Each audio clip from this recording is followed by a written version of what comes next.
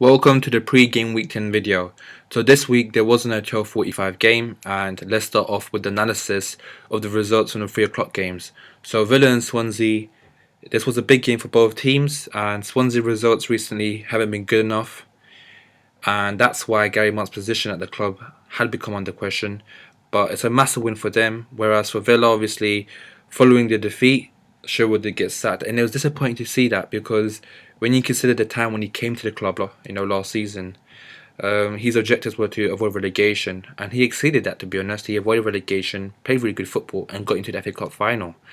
And disappointing to see because when you consider the players that have left Villa, Delph, Benteke, and they've obviously brought a lot of players in. They need time to gel. This is the Premier League. It's not easy for these players, especially when you look at the kind of players that got hardly any Premier League experience. So that was disappointing to see. And Villa did take the lead in this game, but I think Swansea were always doing well, and they created some really good opportunities even in the first half. But second half, it went for them. Away, you missed some decent opportunities before he scored, and it was a game of the two brothers in the sense. Um, you know, that's all there is really to say. Credit to Swansea, bonuses. Look, Jordan away, you played pretty well. He took his goal pretty well. But I think for me, the player that really stood out was Sigurdsson in the game. And he's a player that I was recommending actually in the pre-game week 10 video. So if any of you guys got him, credit to you guys for listening to me. But Siggy I think is a very good player to get from Swansea because of the fact that he does take set pieces. Very good free kick, by the way, because Guzan had made some good saves prior to that. So yeah, in terms of the Leicester and Crystal Palace game, to be honest, Palace maybe should have had 2 or 3 penalties by the end of this game, and Leicester can consider themselves very fortunate to keep the first clean sheet of the season. But the goal itself from Vardy, great finish to be honest from Vardy. He just lobbed it slightly from over Hennessy and then followed it up and scored. And it was a bad mistake from Hangeland. Poor what pass clearance. I'm not quite sure what you're trying to do. Maybe he rushed it thinking there was a player behind him. Absolutely no idea at all. Weak of foot, I'm not sure, but he basically gave it on a plate to Morris, who feeded a great ball to Vardy, and big win for Leicester in a way because it kind of continues the good start to the season. Whereas for Palace, they've had a bit of a bad run of results recently, but I think the performances have been decent enough. And in this game as well, they could have easily won it had the referee, for me, given penalties that should have been given. So, yep. In terms of Norwich and West Brom, having seen Norwich ship away 6 goals away to Newcastle, I mean, there were big problems again for Norwich. Offensively, they don't look like they were going to create much chances, and very few times did they actually call Michael in goal for West Brom to actually make any saves. And West Brom maybe should have scored earlier, run on earlier in the first half, like later on in the game, but he did take his goal well just after the halftime break, with a very good cross from McLean, but a really good header from Rondon as well. And that's all there's really to say. Michael was a particular player I was highlighting to. Whenever he gets a clean sheet, he's pretty much there with the bonuses. And look, again, he's got a bonus despite only doing 3 saves. So I think that further verifies my hypothesis regarding Michael and how the points, and the bonus BPS favours him compared to relative other keepers in this game. For the Stoke and Watford game, this was a surprising result because obviously Stoke got a very good win. Going away to Swansea winning 1-0 is always a good result for me, in my opinion. And they never really ticked in this game. Gomez, I think, only made 1 save in this entire game. And Watford, to be honest, they created some really good opportunities and rightfully won this game. Igalo with 2 assists. Defensively looked very solid. And a disappointing game for Stoke. I mean, they took off Shaqiri near the hour break. It was just, nothing really went right for them. Bojan played, nothing really ticked for them. So great result for Watford. When you lose against Arsenal at home 3-0, it's good to remember that, okay, look, this is a big team, and Stoke is someone, with all respect, is not a top 4 side. So they always have a chance, and they really showed themselves in this game. Dini getting his first goal, big moment for him, and also seeing a goal coming in from Abdi a midfielder. That's what they need. You need players around Deeney and Igalo to score goals if they're going to survive. And great 3 points for Watford. In regards to the West Ham Chelsea game, yeah, I mean, Zarate, good strike, clean strike, 1-0. And Chelsea, with the sending off of Matic, it definitely changed everything. The complexion of the game had changed.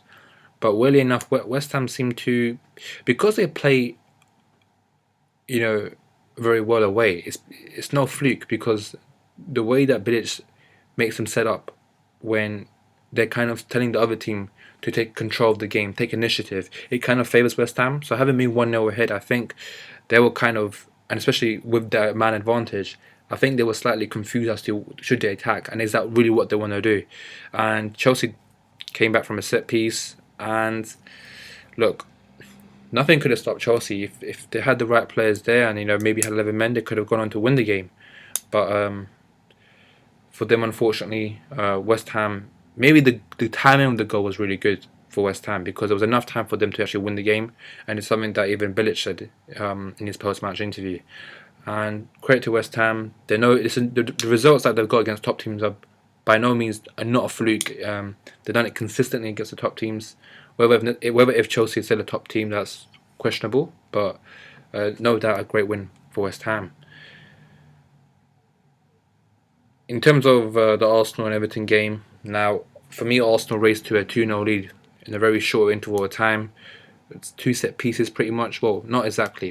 One was a set piece, and the other one was actually a great ball by Ozil, and a really good header by Giroud as well. So, but both of them obviously headed goals, and Everton came back in the second half, and they had chances. I think Arsenal became tired. Maybe the Bayern Munich game had an effect, but Everton had chances for sure. Lukaku hit the crossbar, and I think it was Deulofeu who had a really good chance near the end, and Czech made a good save. So even though the angle became very tight, and Gabriel made a very good last-ditch tackle near the end of the game. So, Arsenal, big win for them if they're going to compete for the title.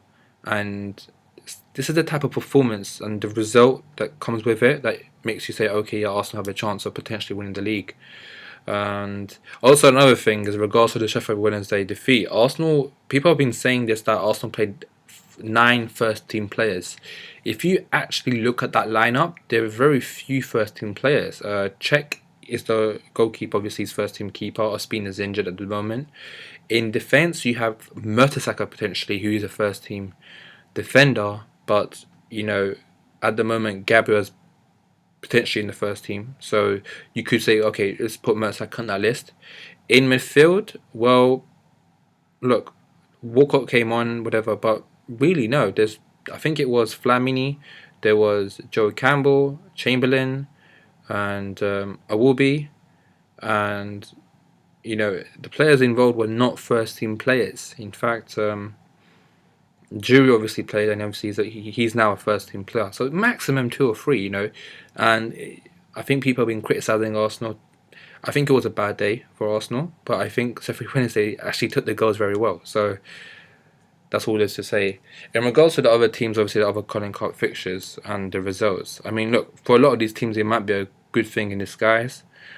And maybe City still being in the tournament is actually a good thing for them, because they probably have the squad size to kind of compete in that front as well. In regards to the Sunday game now, Sunday Newcastle, big win for Sunderland. And it's a game that I think actually Newcastle kind of edging out until the turning point of the game, the red card Colaccini. And looking back at it, I do think he's been very reckless, and he doesn't need to do that. I think, it's a really bad call by him. And in a way, it's good to see the referee take action when these kind of incidents occur, because so many times you see this, and I don't know why, but the referee allows it. He says it's part of the game, toughen up. But I think he purposely really takes down Fletcher in a very peculiar way, given the referee kind of no chance to send him off, because he's the last man. But after that, Newcastle still had chances. Mitrovic had a really good chance, but Sunderland, massive win for them. Sam Allardyce having the effect that he usually has, and a massive win for them. And their so-called record against Newcastle when it comes to derbies still continues. Especially, I think, when new managers come in, second game tends to be against Newcastle. So I guess every time they verse Newcastle, as long as they have a brand new manager, they're going to win the game. So yeah. Bournemouth and Spurs. Bournemouth took the lead, but I think that was just a memory. That's the last thing that anyone remembered in this game. Borough for me had a horrible game. Looking at the highlights, so many mistakes. And credit to Spurs, punished them. It's the rise of Kane, and he's for me it's a confident striker now. I think he kind of feeds off confidence, and he maybe didn't have that before start of the season. He wasn't exactly getting the goals, and even his finish against Man City was a bit fluky.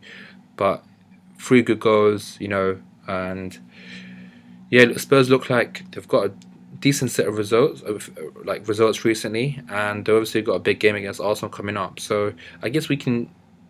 At the moment, we don't know if what Spurs are exactly going to be contending for, whether it's top 4, top 6, because people are still saying that Chelsea can still finish top 4. So Spurs are doing decently well. So let's see what they can do this season. In terms of the Man City game, very boring game, and to be honest, I think the best chances went to Man United near the end of the game. Man City had a decent chance here and there with Sterling and Yaya, but Man United at the end could have easily won it. Smalling's shot, Lingard's shot got saved as well by Hart, and at the end of the day, it was just a tale of two defences. So there's not really much to say. Otto played quite well, and I think he impressed me more than Jones. But in terms of the bonuses, I guess it's enough, right? And that's that. Liverpool Southampton, not a surprising result. I think had Southampton lost, I'd been very surprised, because I just don't think how Liverpool can actually win these type of games. But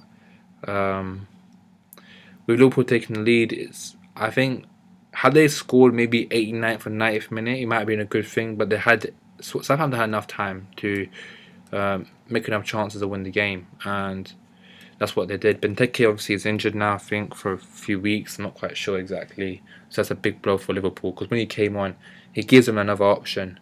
And Liverpool at the moment have got loads of injuries. And looking at Klopp's interview today, he's not blaming his medical department. He's saying, in fact, he's praised him. He's praised him as the most hardworking, people at the club.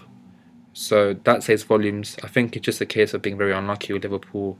Similarly with Arsenal, people think that because of the methods that are used in the Premier League, that players are more vulnerable to injuries. That's something that I disagree with. It might be due to fixture pile-up, and in particular, I would highlight to the international games.